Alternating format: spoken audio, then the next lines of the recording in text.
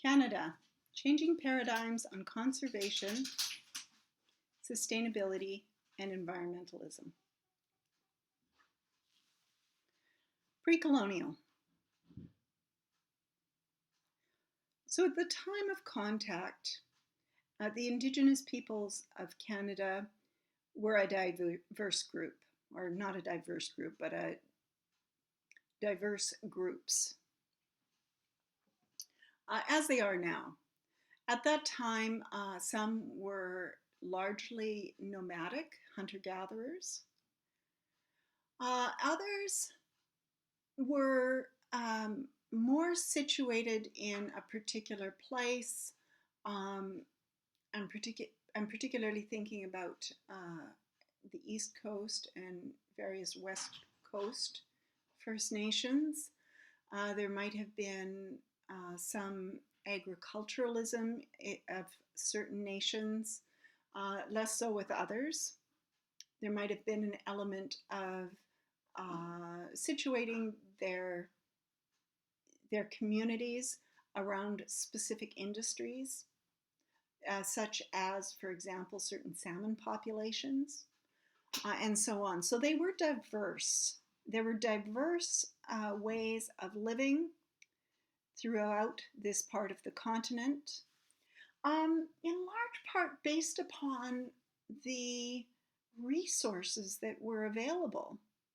So if there were rich resources available in a specific area, and the climate was amenable, then it made sense to spend large portions of the year or most of the year in that particular area. So depending upon the resources and the environment, these various groups chose to live their lives in particular ways that revolved around that. So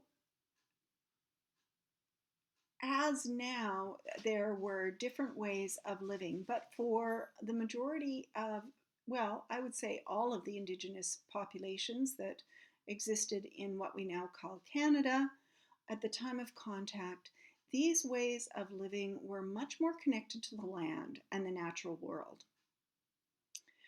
than they are now. Now, today in Canada, the majority of the population lives in urban areas. We could easily go days or weeks or even months if we chose to, living within environments that are constructed in a way that we have, artificial heating systems and whatnot that we don't really have to interact with the natural world at all if we don't want to, really. So now this I am generalizing here, of course, but because of the way that Indigenous peoples lived prior to contact, comprehension of relationships between living organisms and their organic and inorganic environments is ecological. That is, it is systemic, relational, attentive to interdependencies, and shows the hallmarks of ecological thought. Premised on, for example, theories of animal behavior, ideas about habitat location or the presence of other than human beings, and definitions and metaphors specific to particular cultural systems. So there was primarily more of a systems understanding of the world around these Indigenous peoples.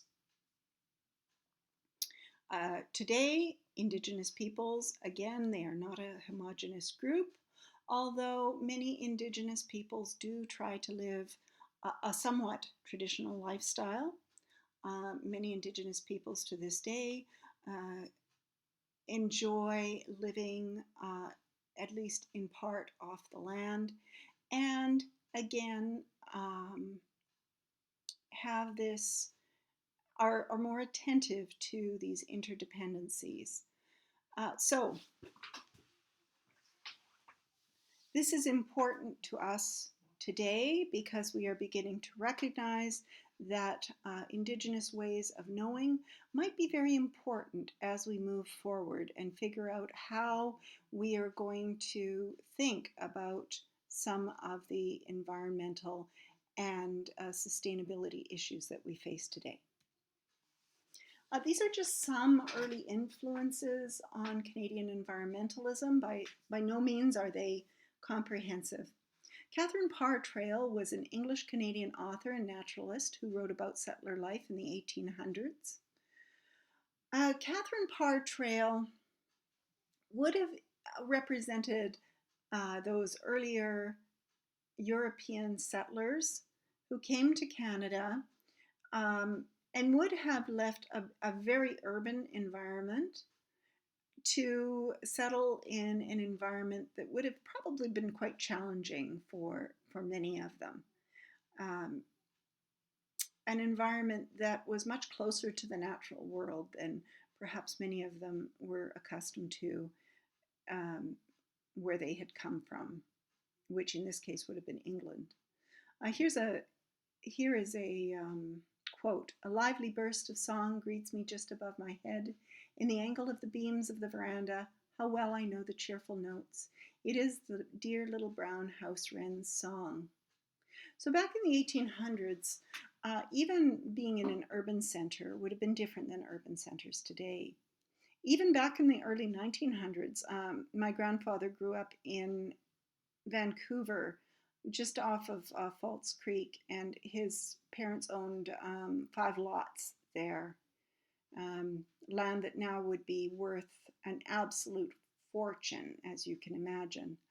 And he told me stories about playing in the old growth rainforest when he was a child. He used to use a slingshot to shoot grouse for his mother's stew pot, and he had 3 pet owls, Morley, Fezziwig, and Scrooge. He used to spend his days in the forest, largely by himself or with his dog, and that was his escape. Forest along False Creek. For anyone who's been to Vancouver, it's hard to imagine old growth rainforest along False Creek, I'm sure. Yeah, it was just a very different place. So yes, a place like Vancouver was urban, but it was also still much closer to the natural world than maybe it is today, in different ways at least. James Fenimore Cooper, popular writer of the early 1800s. Some of you might have heard about his book, The Last of the Mohicans. I would say that his other books have become somewhat obscure, but Last of the Mohicans has been made into a movie several times. I think that his writing, though, is important to acknowledge because while it was romanticized and certainly doesn't really reflect the reality of frontier life and Native American life, it does reflect a certain interpretation of that life and a way that people reading James Fenimore Cooper and other authors like Zane Grey would have read it and thought, oh, this must be how it is, and so it's important for those reasons. Henry David Thoreau is an American essayist, naturalist, and historian. No, he's not Canadian, but Canadian environmentalism certainly was influenced by his interpretations of the natural world. His book Walden is a reflection on simple living in natural surroundings. Again, very romanticized, and here is a fellow who really, rejected urban living and civilization on his own terms. He had, his civilization to go back to.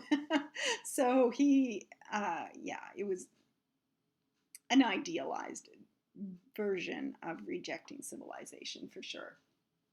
John Muir, Scottish-American naturalist, author and founder of the Sierra Club. He was an advocate for the preservation of wilderness. Grey Owl. So Grey Owl is a British-born, actually, Archie Bellany. He worked for Parts Canada. Now, you may have heard of him, but also you may not have heard of him. He was likely instrumental in saving beavers from extinction. The problem with Archie Bellany was that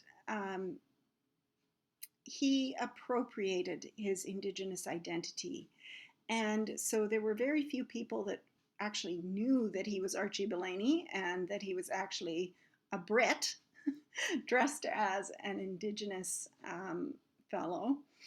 And so, there's a lot of controversy around him, but his role in fighting for beavers here in Canada, I think, is important to acknowledge, and his contributions to conservation and the environmentalist movement are important to acknowledge.